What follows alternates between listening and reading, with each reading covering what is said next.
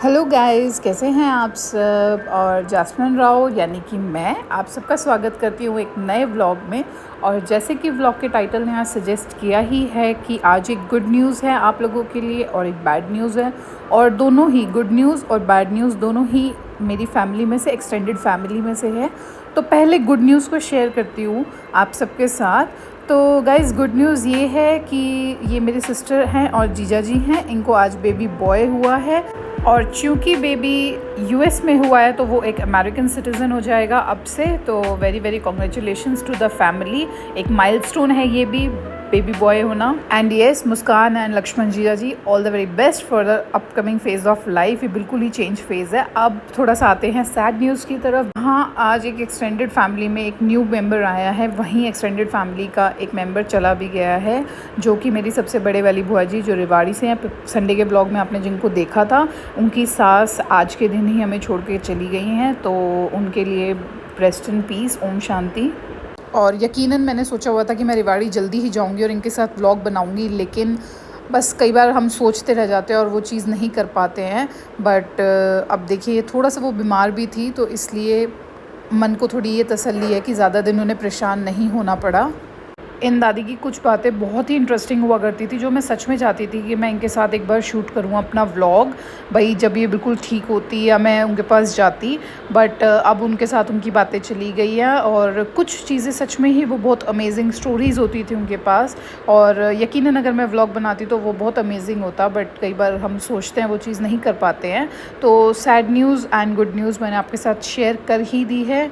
और गाइज़ देखिए, ज़िंदगी में आना और ज़िंदगी से जाना दोनों ही हमारे एक सफ़र का हिस्सा होता है। और सृष्टि के नियम के हिसाब से आने वाले मेंबर के लिए खुशी और जाने वाले के लिए गम मनाना बिल्कुल संभाविक है।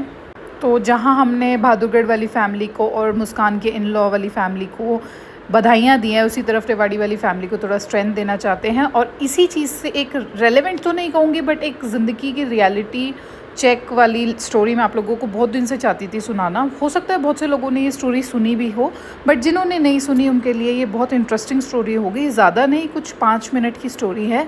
हो सकता है सुनाने में शब्द एक दो इधर उधर हो जाएं और सार समझाने में भी मैं उतना ना समझा पाऊँ, but let's start the story.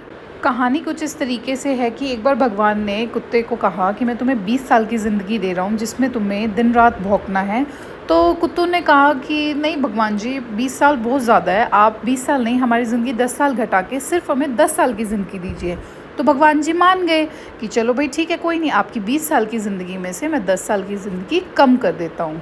फिर भगवान जी ने बंदर से कहा कि मैं तुम्हें 20 साल की ज़िंदगी देता हूँ, जिसमें तुम्हें ट्रिक्स करनी है, एंटरटेनमेंट करना है, लोगों को हंसाना है।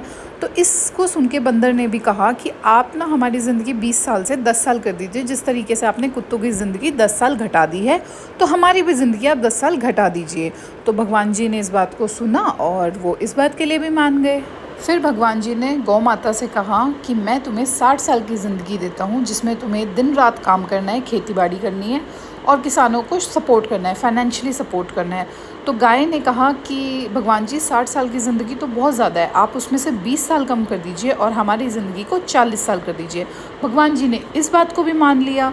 फिर आखिरी में भगवान ने मनुष्य से, इंसान से कहा कि मैं तुम्हें सिर्फ 20 साल की ज़िंदगी दूंगा, जिसमें तुम्हें कुछ कार्य नहीं करना, कुछ कर्म नहीं करना, तुम्हें सिर्फ खाना पीना सोना और मौज मस्ती करनी है। तो जैसे इंसान कभी भी किसी बात के लिए संतुष्ट नहीं होता, उसने भगवान जी की बात को काट कर कहा कि भगवान जी 20 साल की उम्र बहुत कम है, आप एक काम कीजिए, आप मेरी जो 20 साल की उम्र है, जो आपने मुझे ऑलरेडी बाय डिफ़ॉल्ट दी है, उसको तो रहने दीजिए। इसके अलावा आप कुत्तों के बचे हुए जो 10 साल हैं वो भी मुझे दे दीजिए, जो बंदरों के बचे हुए 10 साल हैं वो भी मुझे दे दीजिए, और जो गायों के बचे हुए 40 साल हैं वो भी आप मुझे दे दीजिए। तो भगवान ने जो मनुष्य के 20, बंदर के 10, कुत्ते के 10 और गाय के 40 साल जोड़कर जब देखा तो इंसान के बन गए टोटल 80 साल। अब आते हैं कहानी के सार पे, कंक्लूजन पे कि कहानी किस लिए सुनाई गई है।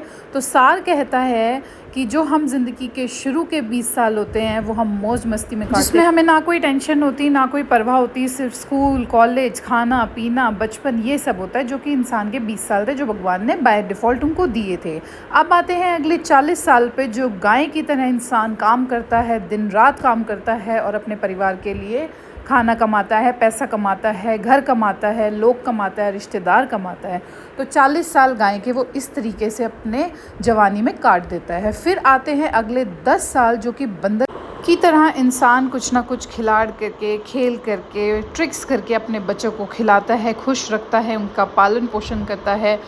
अब आते हैं ज़िंदगी के आखिरी 10 साल, जो कि कुत्ते के 10 साल थे, जिसमें कि जो कि हमारा बुढ़ापा होता है, जिसमें हम सिर्फ घर के बाहर बैठ के दूसरे के ऊपर बोलने लायक हो जाते हैं। उस उम्र में किसी बुज़ुर्ग की कोई बात नहीं सुनता, सिर्फ वो कहता रह जाता है, कोई उसकी नहीं सुनता। तो गाइज़, इस स्टोरी के माध्यम से मैं आप सबको ये बताना चाहती हूँ कि भगवान ने हमें हर फील्ड में, हर रूप में एक कर्म सौंपा है जो हमें करना ही है, चाहे वो शुरू के 20 साल हो या आखिरी 10 साल ज़िंदगी के।